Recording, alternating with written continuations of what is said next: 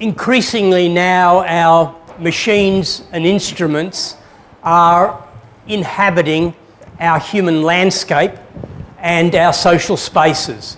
But increasingly now, technology in micro-miniaturized and nano-scaled form will invade the human body itself. So the body itself becomes the space for our technology. In fact, one might argue that all technology in the future might be inside the body.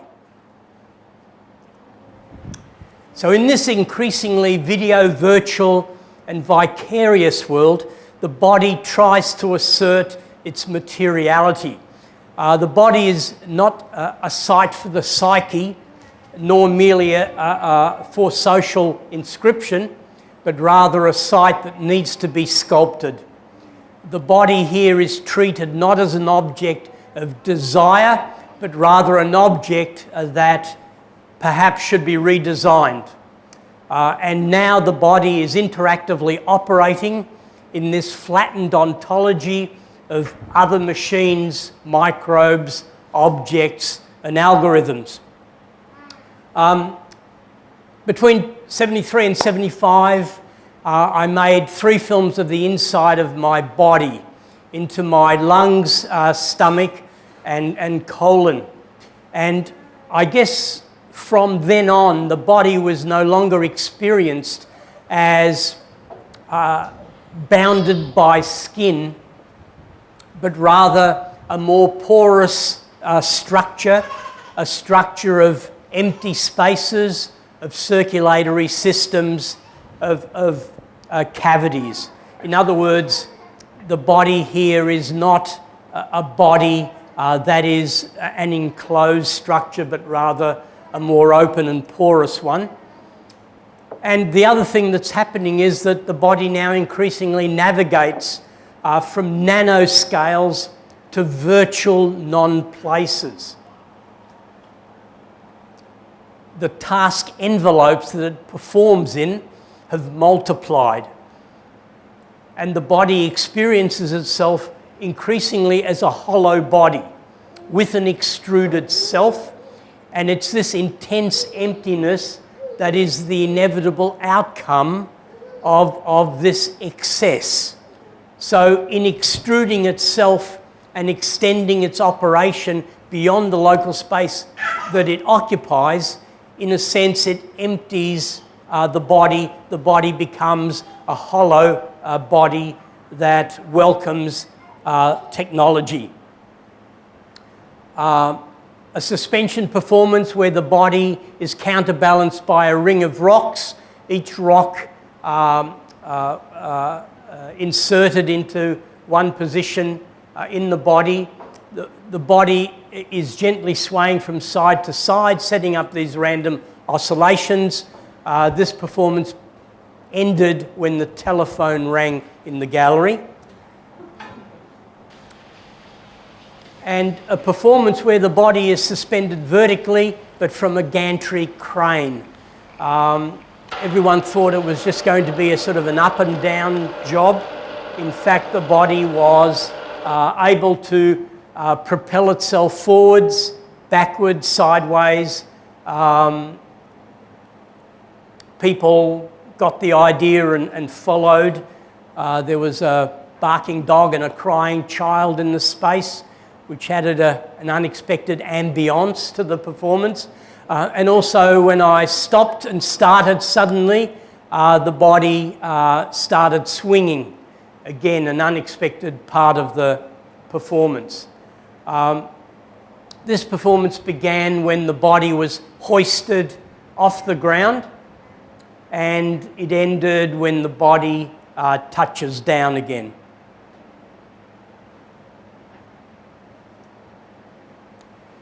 So these suspension performances were really part of a series of sensory deprivation and physically difficult performances exploring the physiological and psychological parameters of the body. These are experiences in bodily sensation expressed in certain body actions in diverse and remote spaces. These performances are not actions for interpretation. They require no explanation. They're not meant to generate any meaning. Rather, these are sites for inertia and states of erasure. The performance previously at the seaside was only witnessed by a group of fishermen on another outcrop of rocks nearby. They were fishing before we arrived. They kept fishing during the performance, and they were still fishing when we left. But the street suspension performance in New York, this became very much a public performance. I had a good view of the police cars that arrived within about 5 minutes, and what was meant to be a 30-minute performance only lasted for about 12 minutes. I was arrested and charged not for performing some sadomasochistic act, nor for performing in public nude. Rather, I was charged with being a danger to the public. In other words, had I fallen. So having done these performances that explored the parameters of the physical body, there was this desire to somehow augment, amplify, extend and extrude the body using technology. And the first way this was done was with my third hand, actuated by electrodes on the abdominal and leg muscles, generating independent movements of the three hands. Only 3 degrees of freedom, pinch release, grasp release, 300-degree wrist rotation clockwise and counterclockwise. This was completed in 1980, considered sophisticated enough at the time to get invitations from the Jet Propulsion Lab in Pasadena and the Johnson Space Center in Houston to demonstrate the hand to the extravehicular activity group. Initially just a visual attachment to the body for performance. But I did attempt some other actions where in this case the three hands are writing one word, each hand writing a separate letter at the same time. You had to keep your 2 eyes and what your 3 hands were doing. And because this performance happened on a sheet of glass between the artist and the audience, I also had to learn to write it back to front. I only learned to write 2 words, evolution and decadence, because these were both 9-letter words. That's my phone, forget about it. A performance with my third hand, laser beams are directed to the eyes via optic fibre cable. The eyes are able to scribble in the space, so instead of being a passive receptor of light and imagery, here the body becomes an active transmitter of light and an active creator of images. In this performance, the body's brainwaves, heartbeat, blood flow and muscle signals are amplified. This performance began when the body was switched on.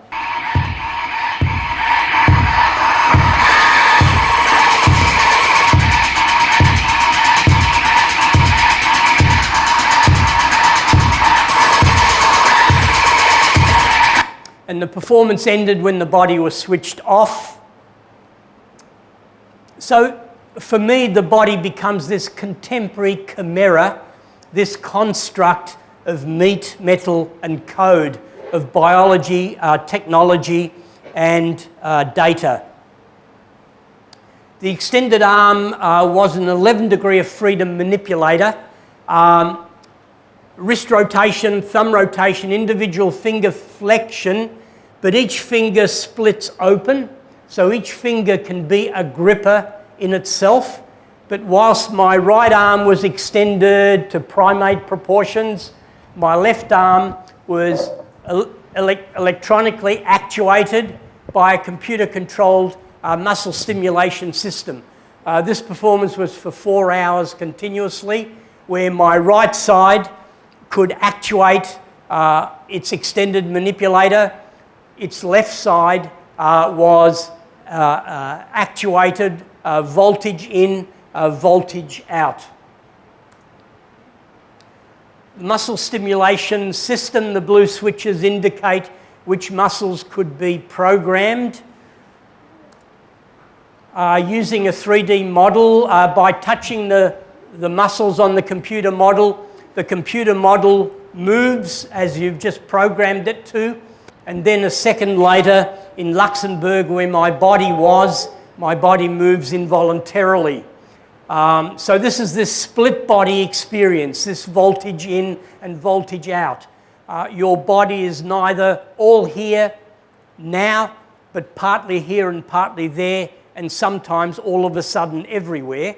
But people in the Pompidou Centre in Paris, the Media Lab in Helsinki, the Doors of Perception Conference in Amsterdam were able to remotely access and remotely choreograph my body. I had a head-up display. I could see the faces of the person moving me. There were malicious agents out there who not believing in the system, programmed the same movements over and over again.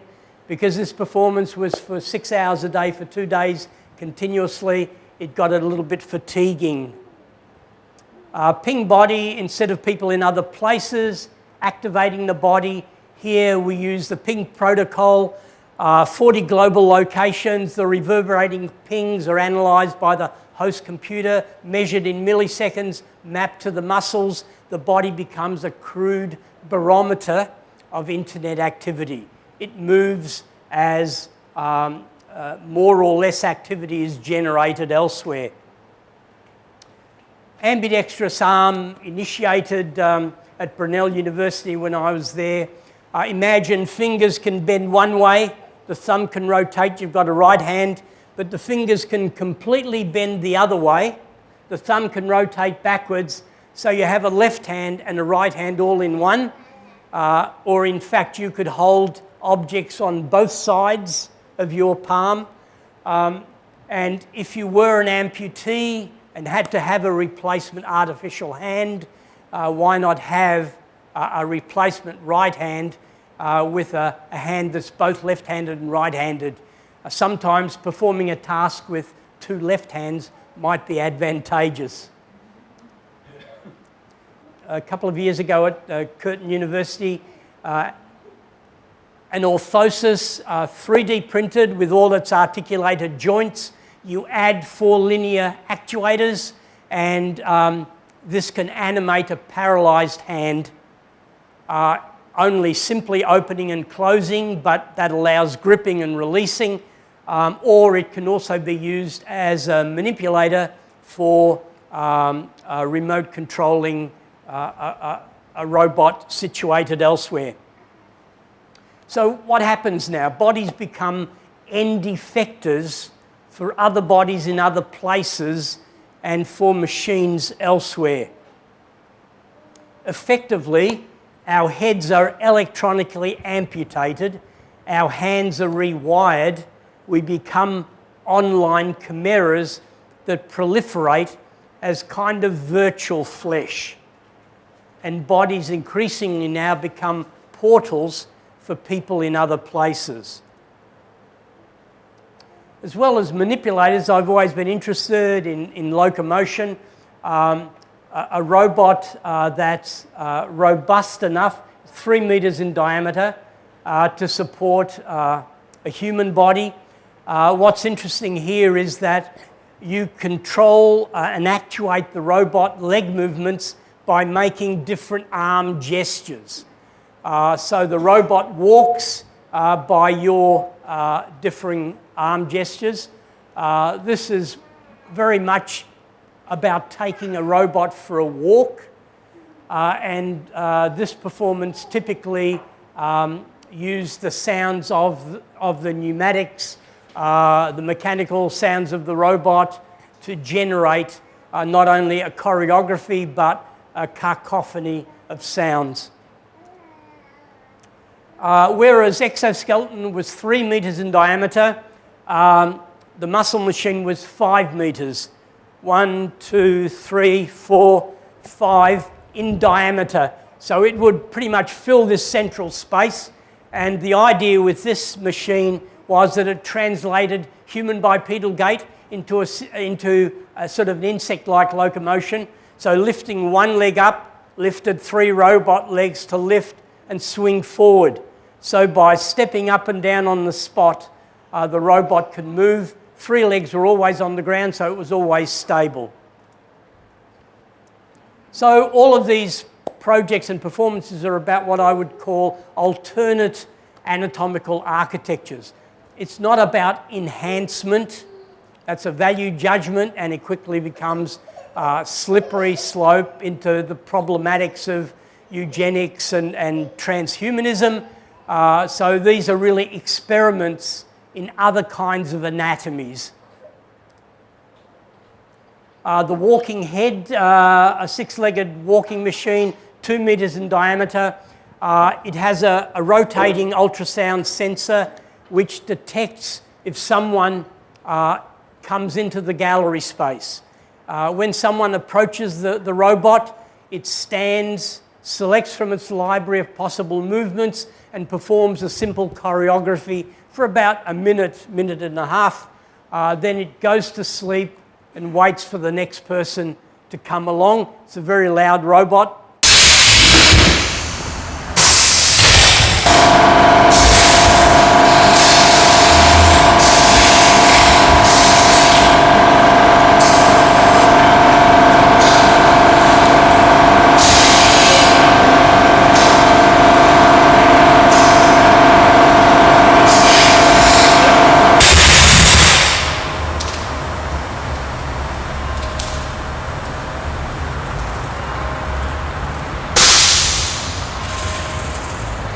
So the attempt here was, or the intent I should say, was to create an actual virtual system where the mechanical movements of the robot modulate the facial behaviour of the head.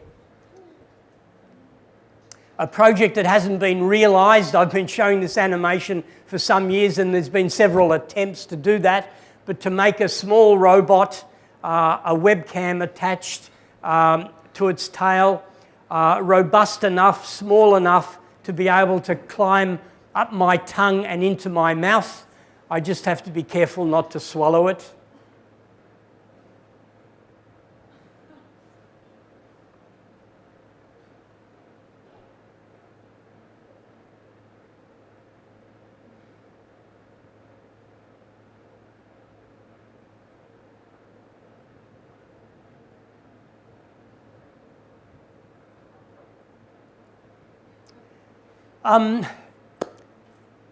Philosophies that are seductive to me.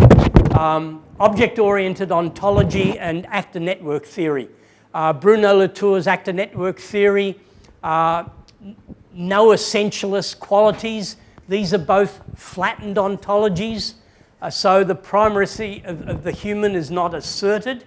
But with Latour, it's actors, meaning humans or non-human actors, their qualities are dependent on their relationships in the network. Object-oriented ontology, also a flattened ontology, but this more emphasises the object in itself, an object that withdraws from human access. It's not a tool at hand in a Heideggerian sense. It has in a sense, an existence of its own that is never really directly accessible to humans. And of course, the Internet of Things. As objects are embedded with circuitry, as objects are online, embedded online, then objects begin to communicate with each other as well as with people. So actor network theory, object-oriented ontology, and the Internet of Things, I think are the three most relevant ideas in terms of our relationship to artificial and synthetic life. In 1993, for the 5th Australian Sculpture Triennale, I decided to design a sculpture for the inside of my body.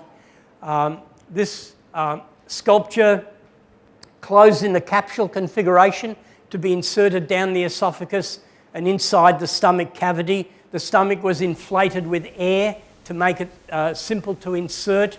When it was inside the stomach, it opens and closes, extends and retracts, has a flashing light and a beeping sound. So here the body is not a host, a site for the psyche. It's simply a site for a sculpture. So what's happening now is that the body is accelerated and augmented by metal with a speed that far exceeds its metabolic, muscular, and sensory capabilities. Technology exposes the body as profoundly obsolete, anxious, and ambivalent. The body becomes this chimera extended in cognition with code. In its collision with technology, skin begins to stick to screens. Faces are flattened. Technology initially culls, appropriates, and contains the human as its image. The human in technology appears as an apparition.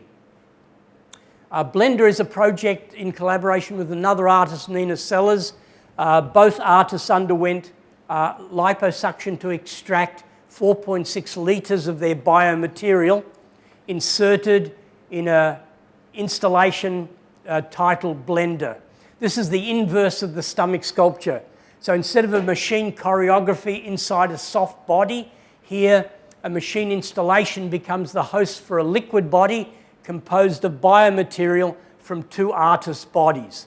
The installation is anthropomorphic in scale. So there's some interesting things that are happening. About 6 or 7 years ago, the first 50-year-old frozen embryo was brought to bear as a healthy baby. Now, what does this mean? It means that your twin might be born on your deathbed. You might be born generations after your mother has passed away. We're decoupling reproduction from individual existence. And if we were able to engineer artificial wombs, and we have already for animals, then you have a situation where if you were brought to bear as an embryo, as a fetus, inside an artificial womb, your existence would not begin with a birth. And if your malfunctioning parts could be replaced with either stem cell grown organs or 3D printed parts, you need not die a biological death. So your existence would begin without birth and not necessarily with death. Actually now, most of us will not die biological deaths. We'll die when our life support systems are switched off. A project where the artist's face was scanned, a hominid skull was also scanned. We did a digital transplant of this face over the hominid skull, producing a composite human hominid face. This was 3D printed, a 3D printed scaffold, and we grew a layer of living skin on this head. So this is a partial head, partially living, and a partial portrait of the artist. Bioart and body art. McLuhan observed that when an old media is replaced by a new media, the old media tends to become an art form.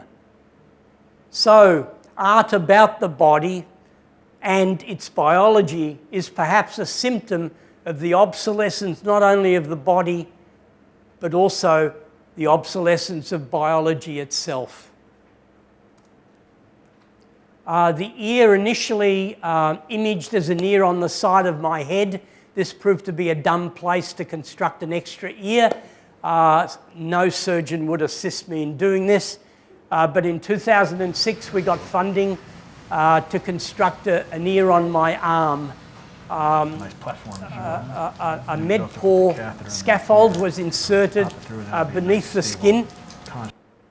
The skin is suctioned over the scaffold. Over a period of 6 months, you have tissue ingrowth and vascularization occurring, so the ear becomes physically a part of your arm, a living part of your arm. It grows its own blood supply. It becomes fully integrated. It's only a relief of an ear. If you can see it from where you are, have a look at it later if you wish. There's been some other surgical procedures since, one that has failed in trying to construct a soft earlobe using my adult stem cells. But the whole idea of this project is not simply to produce a replica of an ear, but rather to internet enable the ear. At the end of this second surgery, we inserted a microphone inside the ear construct, and it was tested. The surgeon, even with his face mask on, even with my arm wrapped in bandage and with a partial plaster cast, the surgeon was able to speak to the ear. His voice was picked up and wirelessly transmitted. So this ear is not for me, this ear is for people in other places, a kind of a remote listening device. This was once shown to my 2-year-old niece. Fortuitously, she did recognise that it was an ear, because the first thing she did was to grab my head, turn it, and see if this one had slipped off.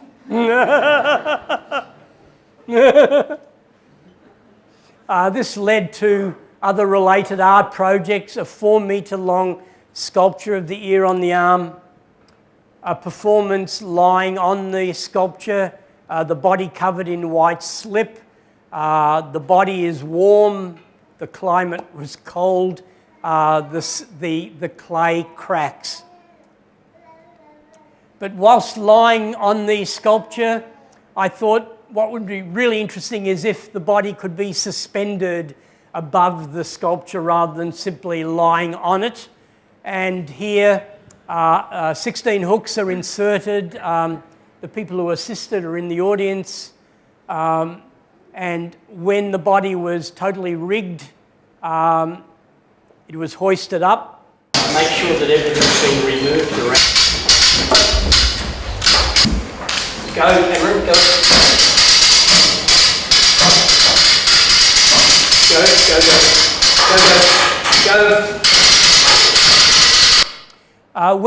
Because of the twisted steel cable, untwisting because it's braided, it begins to spin the body around. Firstly in one direction, then in the other direction. What I thought would last for about 5 minutes lasted for about 15 minutes. This performance began when the body was hoisted off the sculpture, and the performance ended when the body was lowered down. So this was really a counterpoint between a whole physical body and a much larger fragment of the body, an ear on an arm. This performance was in Melbourne at the Scott Livesey Gallery in 2012. The body here is attached to the end of an industrial robot arm, where the body's trajectory, position orientation and velocity could be precisely programmed. This was probably one of the most difficult performances to pull off because of the perceived danger of being attached to the end of an industrial robot arm. Ordinarily, you can't even be within the task envelope of one of these machines.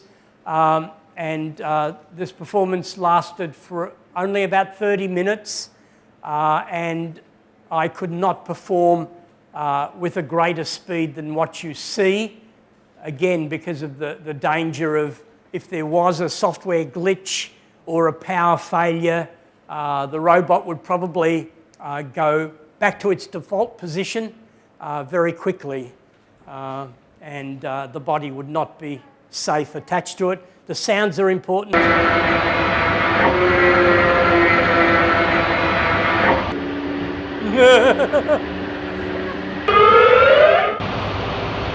After the body was choreographed by the industrial robot arm, it was replaced by a large sculpture of its ear. What's interesting about this is that the robot that choreographs the ear is also the robot that carved the ear. The robot, in fact, is a 6-degree CNC machine, and this performance was a couple of years ago. So there was always a ghost in the machine, but not as a vital force that animates, but rather a fading attestation of the human. We can now instantly produce hyperreal skins. We can generate enough morph targets to produce an array of facial expressions and real-time lip syncing that at the moment you would not know whether the person on the screen is an animated skin or a real person. But the body now increasingly oscillates between its physical and its phantom. And this oscillation is the quickening coupled with the optical thickening that fuses the physical and the phantom. So we live in this age of the thickening where images become digital objects, when phantoms proliferate, when phantoms function more like phantom limbs. The Stickman performance, a full body exoskeleton, a minimal full body exoskeleton. And in this performance, this is a 5 hours continuous performance where the body is algorithmically actuated, so I don't know which movements are going to be generated next. But we also engineered a mini Stickman, so audience that visited the space could manipulate the limbs of the mini Stickman, press play, and insert their own choreography. The sounds that you hear are the pneumatic sounds of the system. Sensors on the exoskeleton generate signals that accompany those mechanical sounds.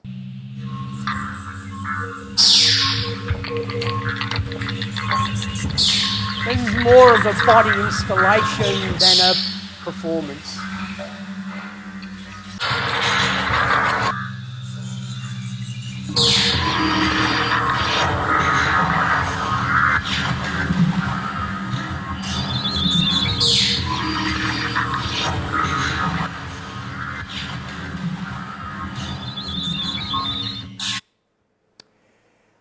The exoskeleton arm was designed for a performance titled Rewired Remixed, where for 5 days, 6 hours every day, I could only see with the eyes of someone in London. I could only hear with the ears of someone in New York, but anyone anywhere could access my right arm via the exoskeleton and remotely activate me. So it's a kind of outsourcing of your senses, at least your vision and sound, and a sharing of your agency. The performance that I'll be showing is a more recent performance, which was only for 4 days, 5 hours every day. And this was done in Europe, within Europe, so we could have live streaming happening. And I'll just play the sound for this. This will be the last video I'll be showing. Ganz fest, jawohl. Es ist 1:1. 1:1.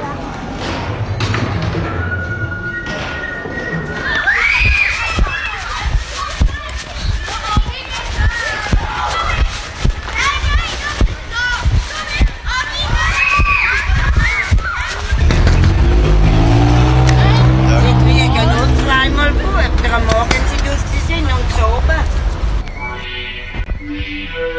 So your vision was disconnected from your hearing, your arm was disconnected from your body.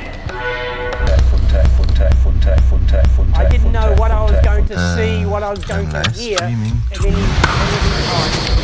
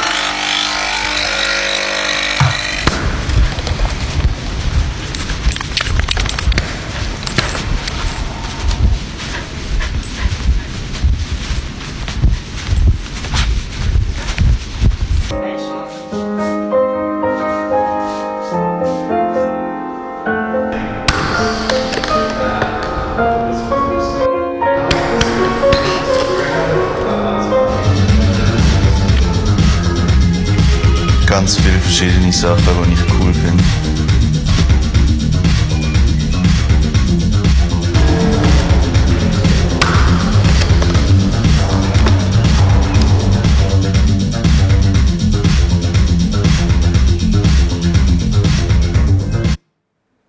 Okay, so we're sort of in a time of circulating flesh where we can extract organs from one body and insert them into another body, where we can take the hand from a cadaver, stitch it to the arm of an amputee and animate that hand. I met the first double hand transplant in a Paris medical conference, and only after 6 months he could move his cadaver fingers and had a rudimentary sense of texture, temperature and pressure.